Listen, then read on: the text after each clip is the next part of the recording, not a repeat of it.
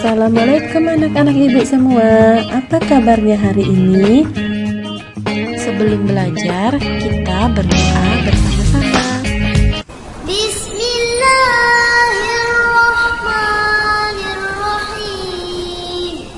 Rabbi shrah li sadri wa yassir li amri wahlul 'uqdatam min lisani يفقه قولي.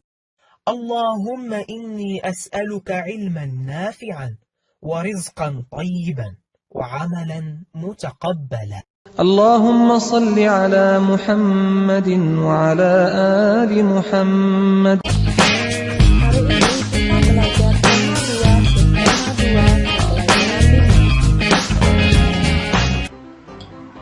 Tahukah kamu, domba adalah hewan yang masih satu keluarga dengan kambing.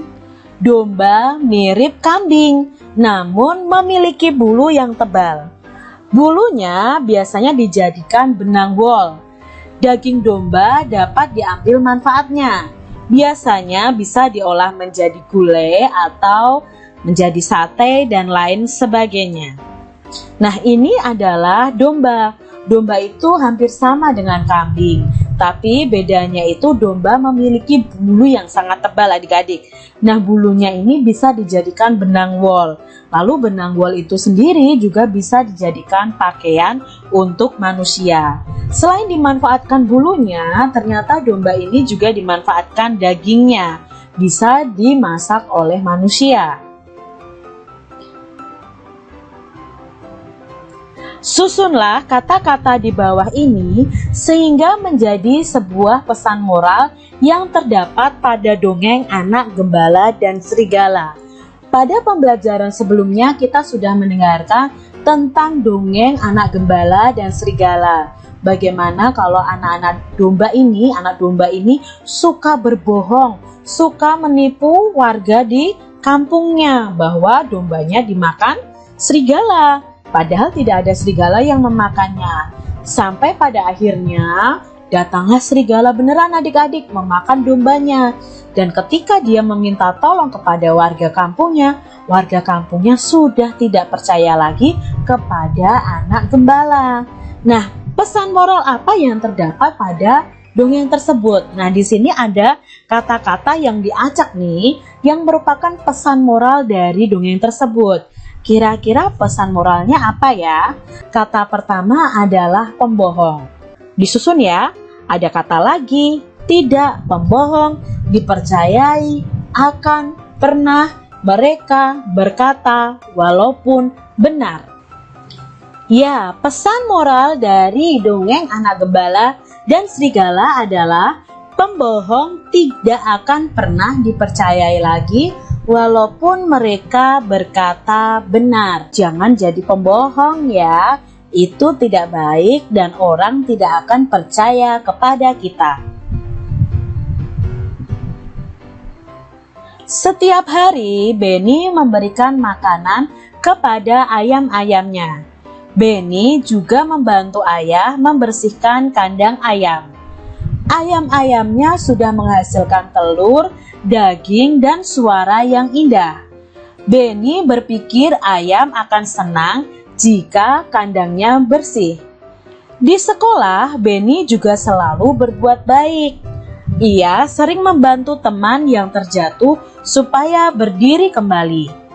Kita perlu bersikap baik kepada sesama manusia. Kita akan merasa senang jika ada orang lain yang menolong kita. Orang lain pun akan merasakan senang jika kita membantu mereka. Bersikap baik kepada sesama manusia adalah bentuk pengamalan Pancasila.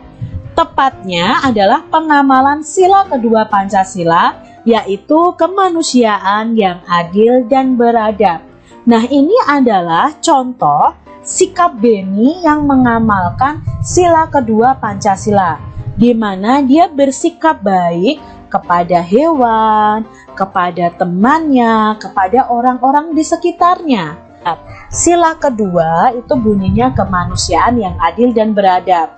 Simbolnya adalah rantai. Ayo, kita bersikap baik kepada semua makhluk hidup. Diskusikan dengan temanmu sikap baik apa saja yang telah kalian lakukan. Tuliskan sikap-sikap baik yang telah dilakukan pada tempat yang tersedia. Coba isi atau kalian tulis di buku tulis kalian masing-masing sikap baik yang telah kamu lakukan dan sikap baik yang pernah temanmu lakukan. Mengamati orang lain pernah berbuat baik apa ya? Dan aku pernah berbuat baik apa? Coba kalian tuliskan di buku tulis kalian masing-masing. Benny sedang mengerjakan PR matematika. Ternyata soal-soalnya tentang perkalian. Ia teringat tentang cara menyimpan anak ayamnya di kandang. Ia bisa membaginya dalam beberapa kelompok. Nah, di sini Benny sedang mengerjakan PR. Ayo kita bantu Benny mengerjakan PR-nya sesuai dengan sifat pertukaran pada perkalian. Nah, di sini yang pertama ada perkalian titik-titik dikali 5 sama dengan titik-titik dikali 7. Nah, otomatis di sini karena ini berhubungan dengan sifat pertukaran, maka titik-titik dikali 5 ini artinya itu sama dengan 7 dikali 5. Maka sebaliknya sama dengan titik-titik dikali 7. 5 dikali 7. Soal berikutnya adalah 9 dikali titik-titik sama dengan 6 dikali titik-titik. Nah, di sini ada angka 6, di sini belum ada. Padahal ini tandanya sama dengan, berarti nanti hasilnya akan sama. Berarti 9 dikali 6. Lalu pertukarannya berarti di sini 6 dikali 9. Karena sifat pertukaran pada perkalian itu nanti hasilnya juga sama. 7 dikali 5 itu 35. 5 dikali 7 juga 35. Begitu juga dengan 9 dikali 6. 9 dikali 6 itu 54. Kebalikannya, 6 dikali 9 berapa? 6 dikali 9 juga 54. Lalu soal yang ketiga, titik-titik dikali 5 sama dengan titik-titik dikali 5. Aduh, kok nggak ada angka yang berbeda? Berarti ini angka yang sama. Berarti 5 dikali 5 sama dengan 5 dikali 5. Ini sama-sama hasilnya 25. Soal nomor 4. 6 dikali titik-titik sama dengan 7 dikali titik-titik. Berarti 6-nya dikali berapa? 6-nya dikali 7. Lalu 7-nya dikali? 7-nya dikali 6. Jadi 6 dikali 7 itu 42 dan 7 dikali 6 juga 42. Soal nomor 5. Titik-titik dikali 3 sama dengan titik-titik dikali 7. Berarti yang depan berapa? 7 dikali 3 sama dengan 3 dikali 7. Itu adalah sifat pertukaran pada perkalian.